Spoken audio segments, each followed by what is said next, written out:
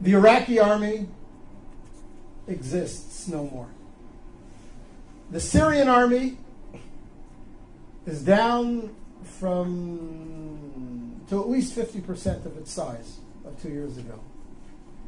The Egyptian army, all of its 14 divisions, maybe 7 are in any way active, not corroded, corrupt, falling apart. The Arab military threat to Israel has evaporated.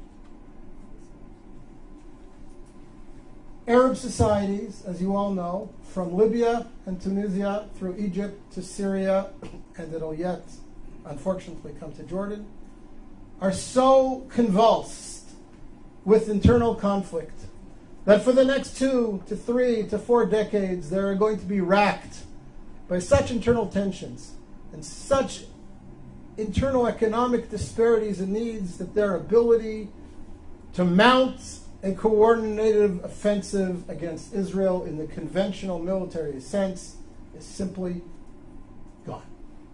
It's gone. It's gone.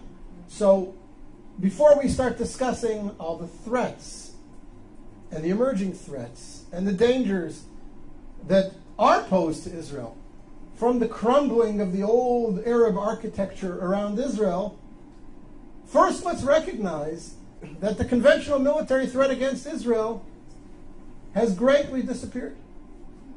And that is a net gain for Israel. It has tremendous long-term significance. Now, we all know that there are new threats emerging. What was the authoritarian control over countries like Egypt, where the security services had penetrated every element in society. You couldn't burp, you couldn't breathe, you couldn't blow your nose without somebody in the security services knowing about it. That's all gone. Morsi doesn't have control over the streets of Cairo, never mind the sands of Sinai, and whoever emerges as the leader or one of the leaders in Syria towards the future will never have the same authoritarian control over the country that Assad's Mukhabarat, his security services, had.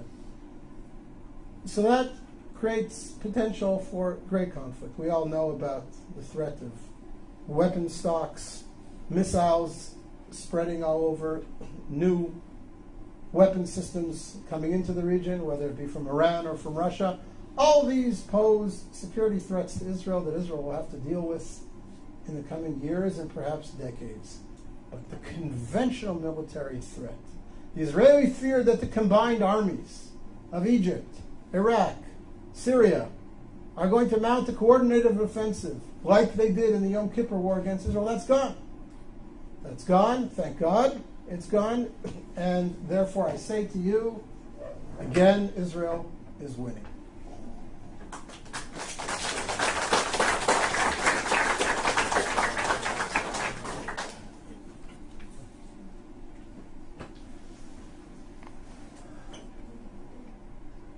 Point number 9, in grand historical terms, of course Israel's winning.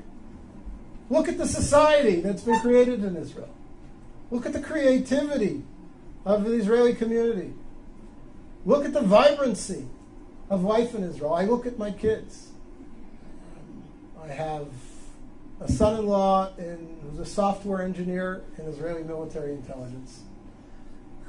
I have a daughter doing her PhD in genetics at the Hebrew University. I have a daughter studying architecture at Ariel University in Samaria. I have a son completing his bachelor's degree in computer science in high school, and he will graduate high school with his degree in computer sciences, and he has studied intensively 17 tractates of the Talmud, and he knows his Bible inside out and backwards. And I have 2 younger kids who are in younger grades, and I look at them and I see their contributions and their future contributions to Israeli society, and I look at their friends who are all doing similar exciting things, And one of my daughters is a little bit of an artist as well.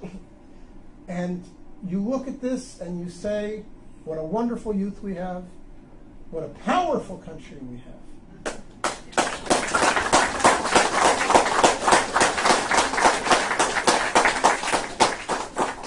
And I don't say this to gloat or to be racist, but it's important for us in terms of perspective to ask, what creative contributions has the Islamic Arab world around us made to the world over the last 100 years? What technologies have been bought by Facebook, Yahoo, Microsoft, and Intel from Saudi Arabia? What's the gross national product of all 40 Arab countries around us put together, leaving oil aside? And again, not because I mean to be denigrating or dismissive of the Arab world, and not because I want to gloat, but because I want to reinforce in our own minds how powerful we are, how vibrant a society, how creative a society Israel has become, how proud we ought to be, how right we are to be able to continue to claim that Israel is an honorable member of the world community and making contributions to that world. It's important for us to remember that we're winning. We have a wonderful country, and it will yet do great things for the Middle East and for the world.